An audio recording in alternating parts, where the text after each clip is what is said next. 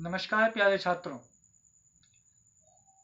आप सभी स्वस्थ हैं, प्रसन्न हैं, इसी की कामना एमपीएस विद्यालय करता है। आपके उज्जवल एवं सफल भविष्य की कामना करता है। हमने अभी तक भूतकाल के 4 भेदों के विषय में अध्ययन किया था। आज बचे हुए 2 भेद उन्हें भी समझ करके देखते हैं। एक तो है संदिग्ध भूतकाल और दूसरा है हेतु हेतु मद भूतकाल। तो भूतकाल का 5वां भेद है संदिग्ध भूतकाल, और संदिग्ध का मतलब होता है संदेह। अंग्रेजी भाषा में कहते हैं डाउट, यानी कि कार्य होगा या नहीं होगा, ऐसी स्थिति संदेह की स्थिति कहलाती है। जब भूतकाल में ऐसी स्थिति है तो वो संदेह यानी कि संदिग्ध भूतकाल होगा। हेतु हेतु मद भूतकाल। हेतु हेतु मद भूतकाल में कोई कारण या कोई शर्त रखी जाती है। हेतु का मतलब भी कारण होता है, यानी कि कोई कंडीशन होगी, कोई शर्त रखी जाएगी। अगर युद्ध होता तो लोग मरते, अगर वो अलवर जाता तो ऐसा होता। जब शर्त रखी जाएगी तो हेतु हेतु मजबूत होगा। दोनों बहुत ही सरल हैं, दोनों ही बहुत आसान हैं और दोनों की अपनी अपनी पहचान है। बिना देरी किए आज के अध्ययन को शुरू करते हैं। पहला, संदिग्ध भूतकाल। संदिग्ध भूतकाल की परिभाषा देते हुए कहा गया है, संदिग्ध का अर्थ है जिस पर संदेह हो। संदेह का मतलब होता है शंका, अंग्रेजी भाषा में डाउट कहते हैं, यानी कि ऐसा हो भी सकता है, ऐसा नहीं भी हो सकता। यह वाली स्थिति संदेह की स्थिति कहलाती है। तो संदिग्ध का अर्थ होता है जिस पे संदेह हो। अतः संदिग्ध भूतकाल से क्रिया के पूरा होने या न होने का निश्चय नहीं होता, वह संदिग्ध भूतकाल के अंतर्गत आता है। संदिग्ध भूतकाल से क्रिया के पूरा होने या न होने का निश्चय नहीं होता, यानी कि संदिग्ध भूतकाल में स्थिति ऐसी होगी कि काम पूरा हुआ है या नहीं हुआ है, इसका पता नहीं चलता। ऐसी स्थिति संदिग्ध भूतकाल की स्थिति होती है। इसकी पहचान के लिए शब्द है या होगा, ई होगी, ए होंगे। इस तरह के शब्द संदिग्ध भूतकाल की पहचान होती है। इसका उदाहरण समझ करके देखते हैं। पहला उदाहरण है, नानी ने कहानी सुनाई होगी। अब आप देखना क्रिया के साथ ई होगी जुड़ा है। कहाँ है हमारी पहचान? ये रही, ई होगी। इसका मतलब यह है कि इस वाक्य के अंदर संदिग्ध भूतकाल है।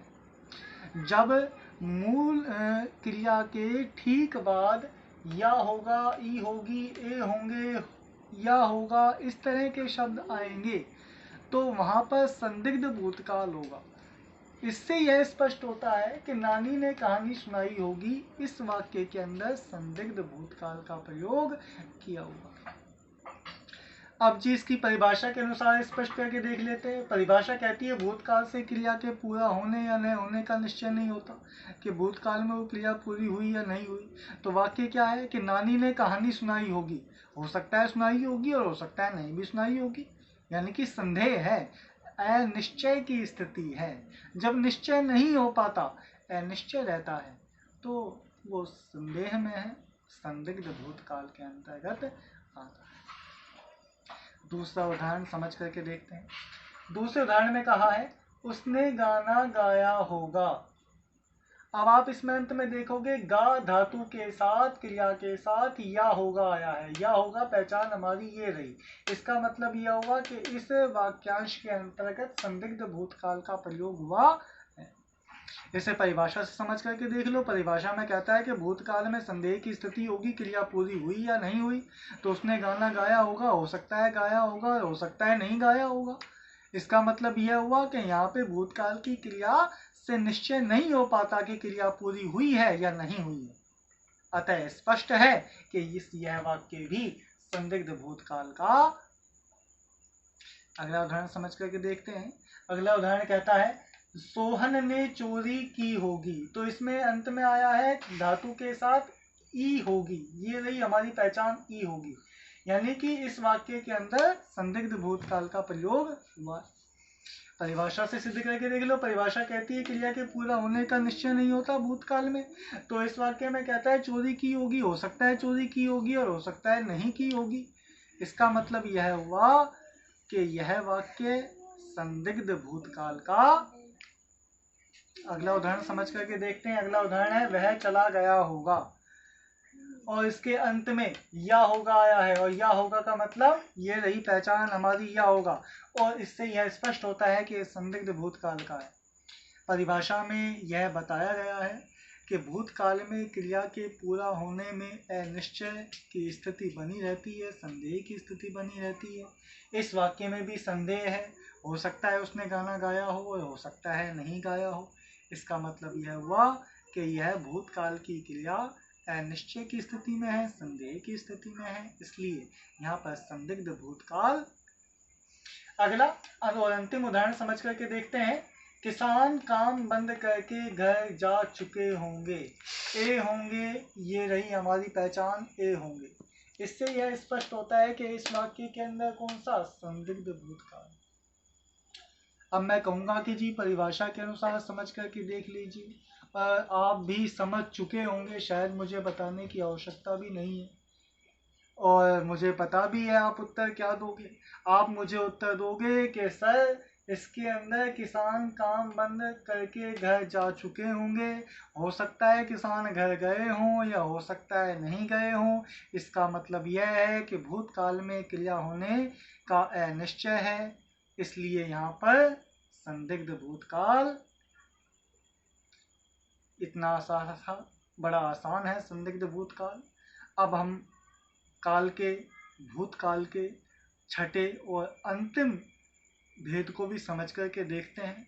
और छठा और अंतिम भेद है हेतु हेतु मद भूतकाल। इसमें वाक्य के अंदर शर्त रखी जाती है, यही इसकी सबसे बड़ी पहचान होती है।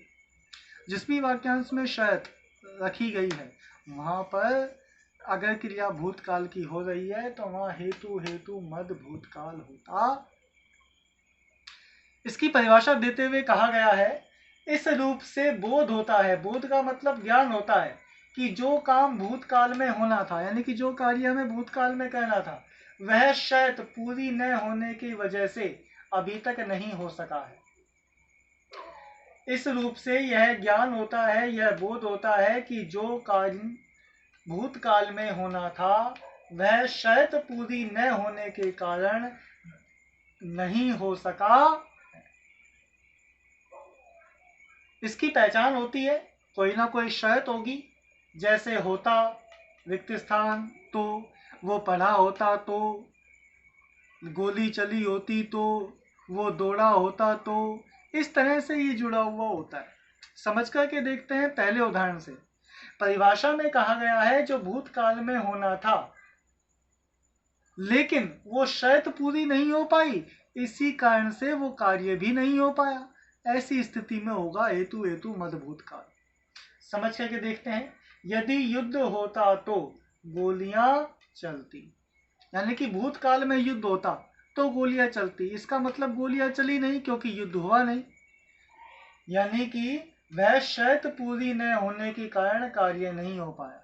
यानी कि शर्त थी युद्ध होता तो युद्ध हुआ नहीं, तो गोलियां भी नहीं चली। इसका मतलब यह हुआ जो शर्त पूरी नहीं हुई तो काम भी नहीं हुआ। इससे यह स्पष्ट होता है कि यहाँ पे हेतु हेतु मद भूतकाल है, और इसमें शर्त सूचक शब्द भी आया, होता तो। दूसरा वाक्यांश हल करके देखते हैं। तुम मेहनत करते तो सफलता अवश्य मिलती, यानी कि भूतकाल में उसे मेहनत करनी थी, उसने मेहनत करी नहीं तो उसे सफलता नहीं मिली। यानी कि जो कार्य, जो शर्त पूरी नहीं हुई उसी वजह से कार्य भी पूरा नहीं हो सका। इसलिए इस उदाहरण के अंदर हेतु हेतु मद भूतकाल, और इसमें शर्त भी दे रखी है, अगर मेहनत करता तो। तीसरा उदाहरण समझ करके देखिए। दिव्या प्रथम आई होती तो उसे पुरस्कार मिलता, यानी कि भूतकाल में वो प्रथम आती तभी पुरस्कार मिलता, यानी कि उसकी शर्त पूरी नहीं हुई, शर्त पूरी नहीं हुई तो उसे पुरस्कार भी नहीं मिला, कार्य भी नहीं हो पाया। इसका मतलब यह हुआ कि यहाँ पर हेतु हेतु मद भूतकाल है। और दूसरा इसमें शर्त दे रखी है, करते तो, यानी कि यह कार्य होता तो शर्त है, शर्त है तो यहाँ पर हेतु हेतु मद भूतकाल। अंतिम उदाहरण समझ करके देखते हैं। यदि समय पर चिकित्सा मिल जाती तो अनेकों के प्राण बच जाते। इसका मतलब यह है कि भूतकाल में चिकित्सा नहीं मिली और इसी वजह से प्राण नहीं बच पाए, लोगों की जान नहीं बच पाई, यानी कि शर्त पूरी नहीं हुई। शर्त पूरी नहीं हुई तो काम भी नहीं हुआ। इसलिए यहाँ पर हेतु हेतु मद भूतकाल है। दूसरा पहचान दे रखी है, मिल जाती, अगर यह कार्य हो जाता तो यह भी हो जाता। जब ऐसी स्थिति होती है तो वहां पे हेतु हेतु मद भूतकाल होता है। तो प्यारे बालकों, अब हमारे भूतकाल के 6 प्रकार हो गए हैं। कल से हम वर्तमान काल के विषय में अध्ययन करेंगे। आज आप काल, उसमें भूतकाल और भूतकाल के 6 भेदे और उनके सभी उदाहरणों को समझ करके देखना। जो भी दिक्कत आए उसे फिर मुझसे पूछ लेना। कल से हम वर्तमान काल का अध्ययन प्रारंभ करेंगे। आप सभी प्रसन्न रहो, खुश रहो और पूरी मेहनत से अपनी पढ़ाई में लगे रहो। एमपीएस विद्यालय आपके साथ कटिबद्ध होकर मेहनत करने के लिए तैयार है, वह सक्षम है। आपके उज्जवल भविष्य की कामना करता है। धन्यवाद।